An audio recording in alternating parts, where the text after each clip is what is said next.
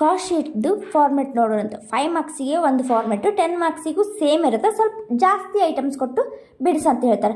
So very easiest chapter, you can score out of out okay in this chapter. First one format of cost sheet. ಇದರೊಳಗೆ 5 ಮಾರ್ಕ್ಸಿಂದ ಪ್ರಾಬ್ಲಮ್ನ ಯಾವ ಥರ ಮಾಡೋದು ಅಂತ ನೋಡೋಣಂತ. ಫಸ್ಟು ಫಾರ್ಮೆಟ್ ನೋಡ್ಕೊಳಂತ. So format includes particular, total cost, C P U means cost per unit. Okay, ಇದರೊಳಗೆ ಫಸ್ಟ್ ಡೈರೆಕ್ಟ್ ಅಂತ ಏನಾದರೂ ಕ್ವಶನ್ ಒಳಗೆ ಡೈರೆಕ್ಟ್ ಮೆಟೀರಿಯಲ್ ಅಂತ ಕೊಟ್ಟಿದ್ರೆ ಫಸ್ಟ್ ಹಚ್ಕೊಂಡು ಅದರ ಅಮೌಂಟ್ನ ಇಲ್ಲಿ ಹಚ್ಕೋಬೇಕು. ನೆಕ್ಸ್ಟ್ ಬೇರೆ ಏನಾದರೂ ಡೈರೆಕ್ಟ್ ಅಂತ ಶಬ್ದ ಏನಾದರೂ ಕೊಟ್ಟಿದ್ರೆ, it means direct wages or labour, direct expenses ಅಂತ ಏನು ಡೈರೆಕ್ಟ್ ಅಂತ ಕೊಟ್ಟಿದ್ರೆ ಅವನ್ನೆಲ್ಲ ಹಚ್ಕೊಂಡು ಆ್ಯಡ್ ಮಾಡಿದರೆ ನಮಗೆ ಬರೋ answer prime cost. Okay, prime cost ಹೆಂಗೆ ಬಂತಂದರೆ direct material, direct wages or direct expenses ಇದೆಲ್ಲ ಆ್ಯಡ್ ಮಾಡಿ ಬರೋ ಆನ್ಸರ್ ನಮ್ಮದು ಪ್ರೈಮ್ ಕಾಸ್ಟ್. ನೆಕ್ಸ್ಟ್ ಇದಕ್ಕೆ ಏನೇನು ಆ್ಯಡ್ ಮಾಡ್ತೀವಿ ನಾವು? ಫ್ಯಾಕ್ಟ್ರಿ ಓವರ್ ಹೆಡ್ ಇದ್ರದ್ದು 5 ಮಾರ್ಕ್ಸ್ದಾಗ ಡೈರೆಕ್ಟ್ ಕೊಟ್ಟಿರ್ತಾರೆ, 10 ಮಾರ್ಕ್ಸಿಗೆ ಬಂದಾಗ ನಾನು ಅದನ್ನು ಎಕ್ಸ್ಪ್ಲೈನ್ ಮಾಡ್ತೀನಿ. Okay, factory overhead amount ಕೊಟ್ಟಿರ್ತಾರೆ. So prime cost factory overhead total ಮಾಡಿದ್ರೆ ವರ್ಕ್ ಕಾಸ್ಟ್ ಆಗುತ್ತೆ. ನೆಕ್ಸ್ಟ್ ಆಫೀಸ್ ಓವರ್ ಹೆಡ್ನು office or administrative overhead ಅಂತ ಕೊಟ್ಟಿರ್ತಾರೆ. ಸೊ 5 ಮಾರ್ಕ್ಸ್ದಾಗ ಏನಿಲ್ಲ, ಡೈರೆಕ್ಟ್ ಅಮೌಂಟ್ ಕೊಟ್ಟಿರ್ತಾರೆ. ಸೊ ವರ್ಕ್ ಕಾಸ್ಟು ಮತ್ತು ಅದನ್ನು ಆಫೀಸ್ ಓವರ್ ಹೆಡ್ನ ಆ್ಯಡ್ ಮಾಡಿದ್ರೆ ನಮಗೆ ಕಾಸ್ಟ್ ಆಫ್ ಪ್ರೊಡಕ್ಷನ್ ಬರುತ್ತೆ. Next selling and distribution overhead. So ಇದನ್ನು ಕಾಸ್ಟ್ ಆಫ್ ಪ್ರೊಡಕ್ಷನ್ ಜೊತೆ ಆ್ಯಡ್ ಮಾಡಿದ್ರೆ cost of goods sold. Next profit to sale. ಇದನ್ನೆರಡು ನಾವು ಕಂಡು ಹಿಡ್ಕೋಬೇಕು. ಒಂದು ಸಾರಿ ಇದನ್ನು ಕೊಟ್ಟು ಇದನ್ನು ಕಂಡು ಹಿಡಿ ಅಂತಾರೆ, ಒಂದು ಸಾರಿ ಇದನ್ನು ಕೊಟ್ಟು ಇದನ್ನು ಕಂಡು ಹಿಡಿ ಅಂತಾರೆ. ಸೊ ಇಷ್ಟು ಫಾರ್ಮೆಟ್ ಗೊತ್ತಿದ್ರೆ ನೀವು 5 ಮಾರ್ಕ್ಸ್ ಪ್ರಾಬ್ಲಮ್ಸ ಆರಾಮಾಗಿ ಸಾಲ್ವ್. 5 ಮಾರ್ಕ್ಸಿಂದ ಇನ್ನೊಂದು ಕಾಸ್ಟ್ ಶೀಟ್ ಪ್ರಾಬ್ಲಮ್ ನೋಡೋಣ ಅಂತ. So Veena gives the following information, prepare cost sheet ಅಂತ ಕ್ವಶನ್ ಕೊಟ್ಟಾರೆ. ಸೊ ಕ್ವಶನ್ ನೋಡೋಣ ಅಂತ. Direct materials 1 lakh, direct wages 60,000, factory overhead on 20% on prime cost, administrative overhead ಇದು ಫಾರಲ್ಲ head 10% on work cost, selling and distribution overhead at ₹3 per unit, units produced and sold 10,000 units at ₹50 each. ಇದು 50 ರೂಪಾಯಿ each. 10,000 produce ಮಾಡ್ಯಾರ, 50 ರೂಪಾಯಿ ಒಂದು ಯೂನಿಟಿಗೆ 50 ರೂಪಾಯಿ ನಂಗೆ sale ಮಾಡ್ಯಾರ.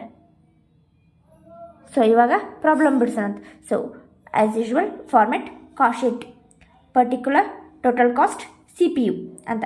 CPU ಅಂದರೆ ಇವಾಗ ಇಲ್ಲಿ ಎಷ್ಟು ಹಾಕೋತೀವಿ, ಎಷ್ಟು ನಾವು ಪ್ರೊಡ್ಯೂಸ್ ಮಾಡಿದ್ದೀವಿ ಅಂತ ಹಾಕ್ಕೋಬೇಕು. ಎಷ್ಟು ಯೂನಿಟ್ಸ್ ಪ್ರೊಡ್ಯೂಸ್ ಮಾಡಿರೋದು, ಪ್ರೊಡ್ಯೂಸ್ಡ್ ಆ್ಯಂಡ್ ಸೋಲ್ಡ್ 10,000. ಸೊ ಅದನ್ನೇ ಇಲ್ಲಿ CPU ಅಂತ ಹಾಕೋತೀವಿ. Okay, so first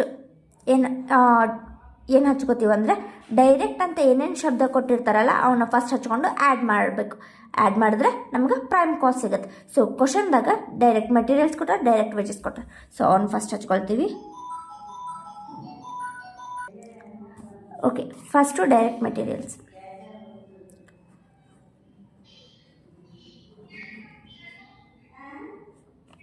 direct materials ಎಷ್ಟೈತಿ? 1 ಲಕ್ಷ. ಸೊ 1 lakh ಇದನ್ನು ಆಮೇಲೆ ಮಾಡ್ಕೊಳಂತ. Next direct wages 60,000.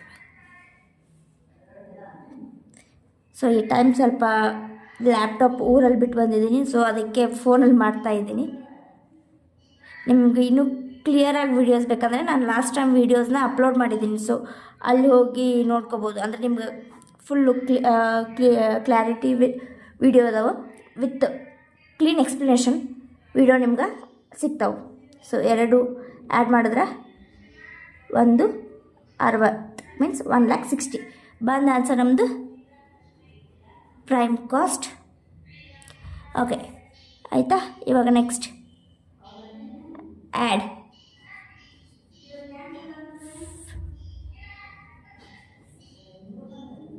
Factory over head. Factory over head ಏನು ಹೇಳ? Factory over head 20% on prime cost ಅಂದರೆ 20% ಇದ್ರ ಮೇಲೆ ಪ್ರೈಮ್ ಕಾಸ್ಟ್ ಮೇಲೆ.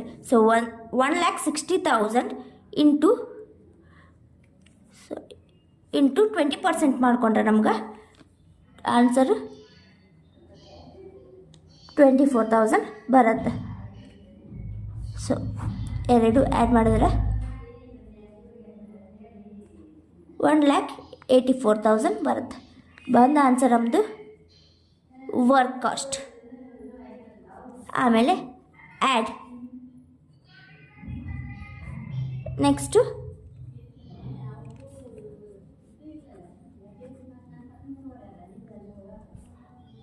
ಅಡ್ಮಿನಿಸ್ಟ್ರೇಟಿವ್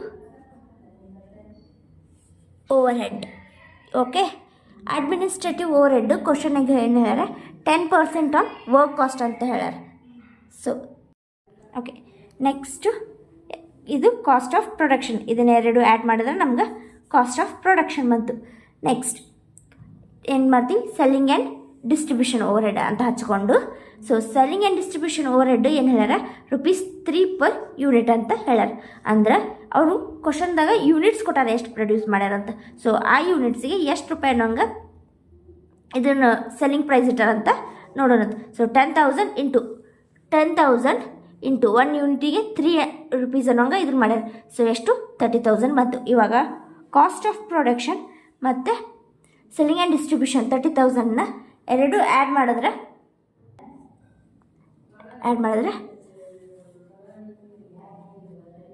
2,32,400 ಬರುತ್ತೆ. ಇದು cost of goods sold. Okay, ಇಲ್ಲಿ ತನಕ ಮಾಡಿದ್ರೆ ಇನ್ನೂ ಐತಿ ಪ್ರಾಬ್ಲಮ್. ಯಾಕಂದರೆ unit sold and produced and sold is 10,000 units at ₹50 each. ಅಂದ್ರೆ ಅವ್ರೇನು ಕೊಟ್ಟಾರ, ಸೇಲ್ಸ್ ಕೊಟ್ಟಾರ. ಸೊ ನಾವು ಪ್ರಾಫಿಟ್ ಕಂಡು ಹಿಡಬೇಕು. ಸೇಲ್ಸ್ ಎಷ್ಟು, 10,000 ಯೂನಿಟ್ಸು, 1 ಯೂನಿಟಿಗೆ ₹50 ನಂಗೆ ಇದು ಮಾಡ್ಯಾರ.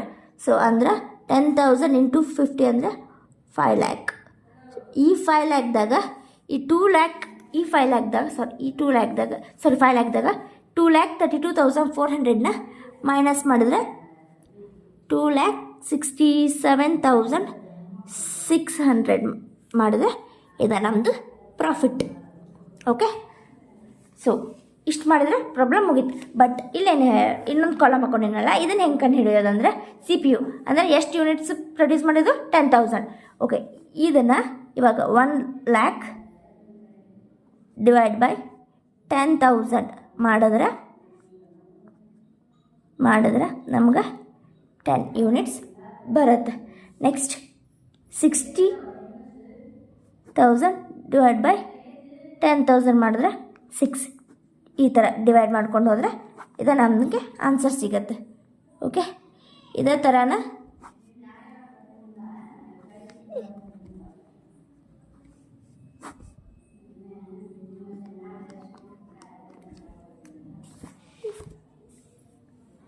ಸೇಮ್ ಎಲ್ಲನೂ ಡಿವೈಡ್ ಬೈ 10 ಮಾಡಿಕೊಂಡು ಹಚ್ಕೋಬೇಕು.